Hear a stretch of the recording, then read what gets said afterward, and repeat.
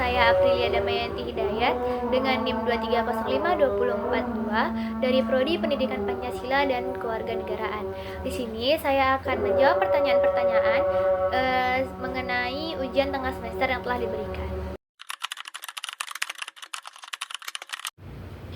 Indonesia adalah negara besar yang memiliki sejarah panjang mengenai asal-usulnya, mulai dari masa prasejarah hingga masa kini.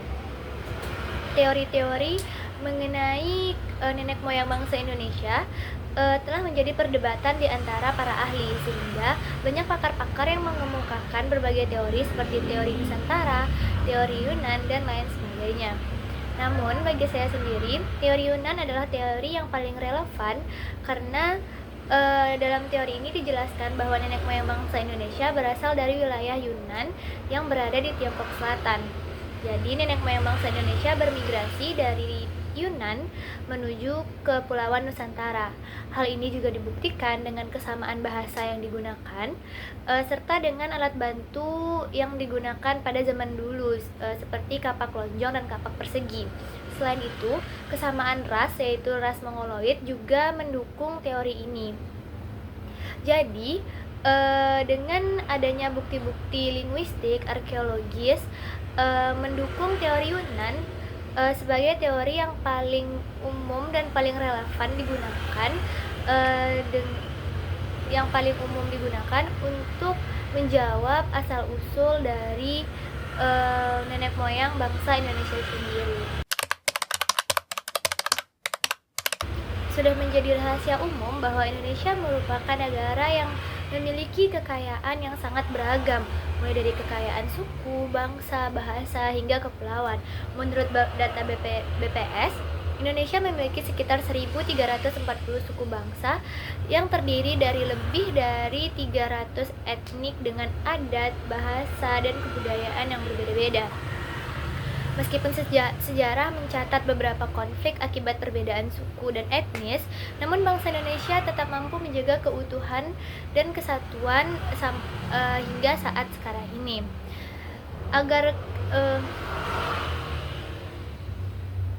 Sebagai generasi muda, tentu saja kita memiliki tanggung jawab untuk menjaga agar tidak terjadi konflik karena perbedaan kebudayaan ini.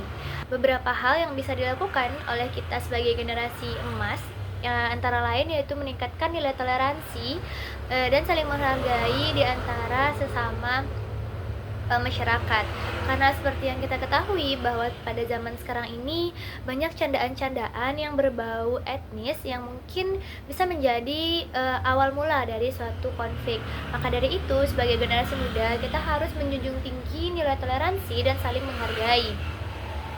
Selain itu, kita juga dapat menumbuhkan rasa cinta tanah air, di mana seperti yang kita tahu bahwa semakin lama rasa cinta tanah air ini semakin berkurang karena tergerus oleh globalisasi.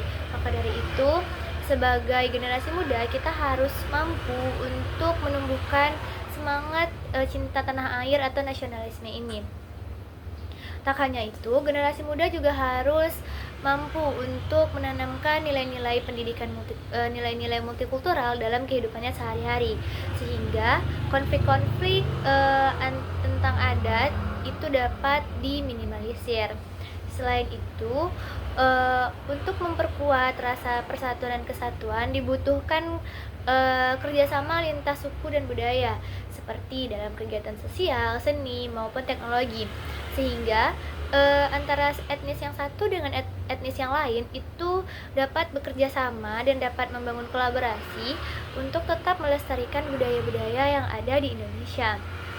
Dengan cara itu, keberagaman tidak akan menjadi perpecahan bagi bangsa Indonesia, akan tetapi menjadi sumber kekuatan dan kebanggaan tersendiri bagi bangsa Indonesia. Sehingga generasi muda harus mampu untuk merawat dan menjaga rasa kebersamaan itu di tengah berbagai perbedaan yang ada.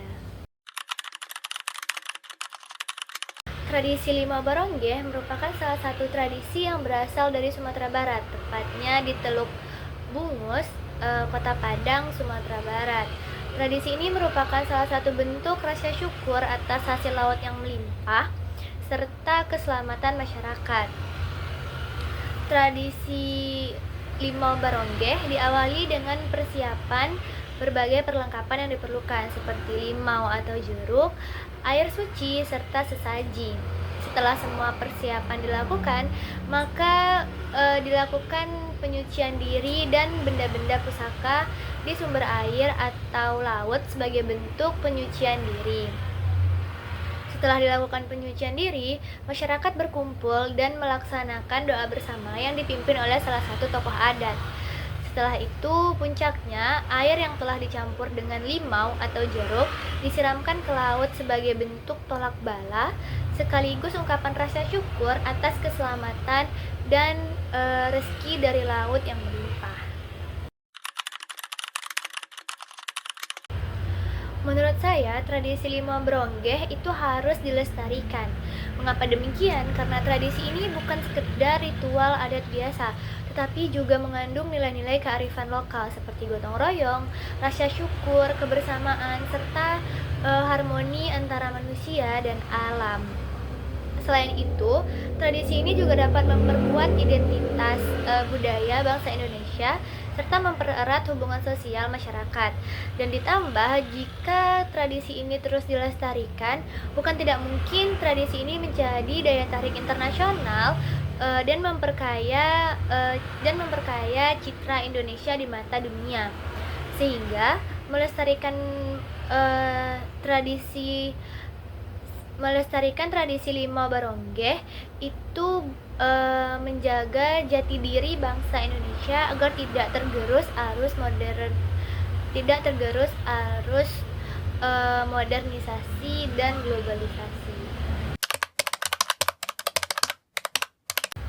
Pada tahun 1977, sosiolog Indonesia Muchtar Naim berpidato mengenai manusia Indonesia. Dan dalam pidatonya, beliau mengungkapkan bahwa manusia Indonesia memiliki beberapa ciri utama, yaitu ada munafik atau hipokrit, enggan bertanggung jawab, feodal, percaya tahayul, berjiwa artistik, dan berwatak lemah. Nah, menurut saya, dari keenam ciri tersebut, beberapa ciri masih sangat dominan untuk menggambarkan bangsa Indonesia. Yang pertama yaitu mulai dari munafik atau hipokrit. Manusia Indonesia cenderung munafik atau hipokrit karena mereka apa yang mereka ucapkan itu biasanya berbeda dengan apa yang mereka lakukan. Seperti misalnya mereka suka dengan suatu hal, tapi di belakang mereka bisa saja mengomentari hal tersebut. Jadi masyarakat Indonesia ini cenderung lebih suka berbicara di belakang daripada berbicara di depan orangnya langsung. Selanjutnya yaitu enggan bertanggung jawab. Masyarakat Indonesia masih memegang sikap enggan bertanggung jawab, seperti jika ada suatu kesalahan dalam pengerjaan suatu pekerjaan, maka mereka cenderung akan menyalahkan situasi ataupun orang lain dibandingkan mereka merefleksi diri bahwa ini adalah kesalahan saya. Jadi masyarakat Indonesia masih sering untuk menyalahkan orang lain atau keadaan. Hal ini tentu saja menjadi salah satu kekurangan yang perlu untuk dievaluasi dan diperbaiki dari masyarakat Indonesia sendiri. Karena jika kita salah bukan berarti kita tidak berkembang, maka disitulah letak kita sedang berkembang.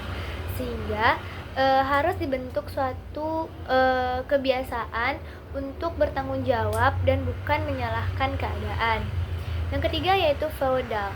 Feodal merupakan sifat yang cenderung menghormati karena kekuasaan yang dimiliki, bukan karena kemampuan atau karena prestasi. Namun seiring berjalannya waktu, generasi muda terutama saat sekarang ini sudah lebih kritis dan mampu untuk menilai mana yang sepantasnya untuk dihormati dan mana yang tidak. Yang keempat yaitu percaya tahayul. Masyarakat Indonesia sudah menjadi rahasia umum bahwa masyarakat Indonesia merupakan masyarakat yang sangat percaya akan tahayul. Seperti jika ada kesalahan di dalam suatu pekerjaan, mereka tak jarang menyebutkan bahwa ini hari sial. Sehingga banyak hal-hal yang sebenarnya bisa dijelaskan secara sains tetapi dikaitkan dengan hal-hal gaib. Kini banyak masyarakat Indonesia yang mulai menyeimbangkan antara eh, antara hal-hal gaib tersebut dengan rasionalitas, sehingga tahayul tidak menjadi penghambat bagi masyarakat Indonesia untuk terus berkembang. Selanjutnya yaitu berjiwa artistik. Masyarakat Indonesia dikenal dengan banyaknya seni, film, dan pertunjukan yang mereka buat. Hal ini tentu saja membuktikan bahwa masyarakat Indonesia adalah masyarakat yang memiliki jiwa seni yang tinggi.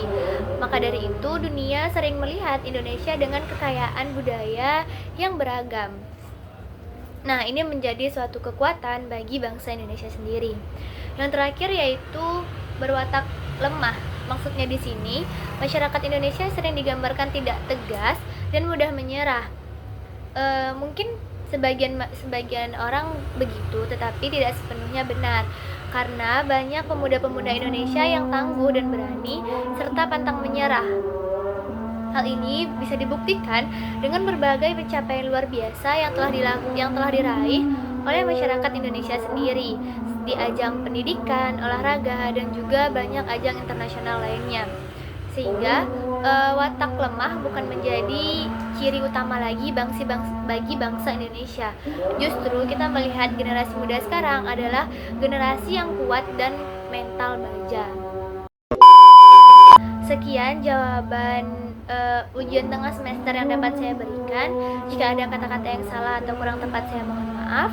Saya akhiri dengan Assalamualaikum warahmatullahi wabarakatuh. Bye bye.